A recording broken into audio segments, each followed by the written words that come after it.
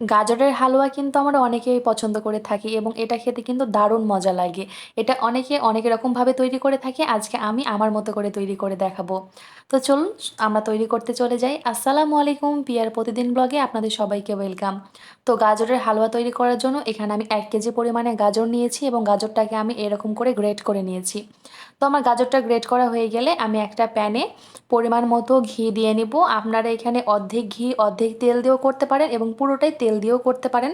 লাস্টে একটু ঘি দিয়ে নিলেই হয়ে যায়, কিন্তু সম্পূর্ণটাই ঘি দিয়ে যদি করা হয় তাহলে টেস্টটা কিন্তু বেটার হয়, এটা আমরা সবাই জানি তাই না? ঘিটা যখন গলে আসবে তখন আমি এখানে কিছুটা গোটা গরম মশলা ইউজ করব। এলাচ, দারচিনি, লং অল্প অল্প করে ইউজ করব যেন আমার হালুয়ার মাঝে একটা সুন্দর ফ্লেভার ছড়ায়।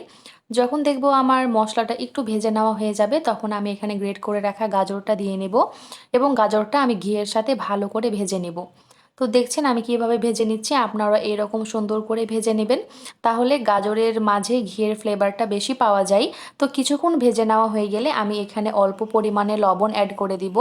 আর মিষ্টি খাবারে আমার একটু লবণ দিলে মনে হয় যে মিষ্টিটা ব্যালেন্স থাকে, আর যারা মিষ্টি খাবারে লবণটা পছন্দ করেন না তারা অবশ্যই লবণটা স্কিপ করে যাবেন। তারপরে এখানে আমি অ্যাড করে দিব চিনি। এখানে আমি আমার টেস্ট অনুযায়ী চিনিটা অ্যাড করে নিয়েছি। আপনারা আপনাদের টেস্ট অনুযায়ী চিনিটা অ্যাড করে নেবেন।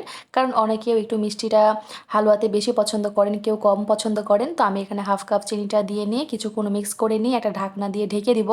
কারণ চিনি থেকে অনেকটা পানি বের হবে এবং গাজর থেকেও বের হবে।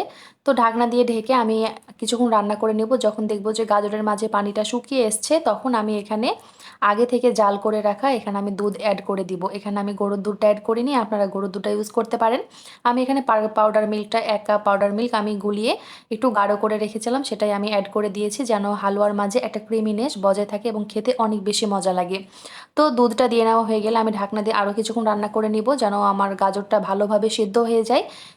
তো দেখছেন গাজরটা আমার ভালোভাবে পারফেক্টলি সিদ্ধ হয়ে গেছে এবং অনেকটাই আমার গাজরের হালুয়া এখন রেডি হয়ে গেছে।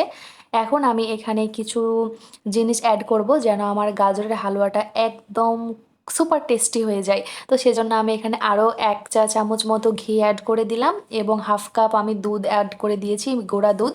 তো এইটা দিলে একদম মাওয়ার কাজটা করবে, যেটা অনেক বেশি ভালো লাগে এরকম করে গাজরের হালুয়া লাস্টে এই ২টা দিলে। তো একদম খুবই সুন্দর হয়েছিল। এখন আমি আরও ১০ মিনিট মতো রান্না করে নেব মিডিয়াম ফ্লেমে রেখে।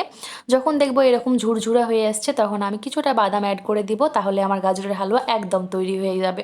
তো দেখছেন কতটা মজাদার হয়ে গেছে আমার গাজরের হালুয়াটা, একদম পারফেক্ট। আর এটা অবশ্যই আপনারা বাসায় একবার বানিয়ে খাবেন, দেখবেন কতটা টেস্টি হয়।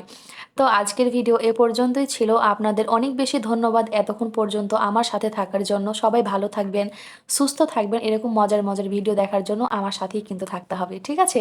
সবাই ভালো থাকবেন। আসসালামু আলাইকুম।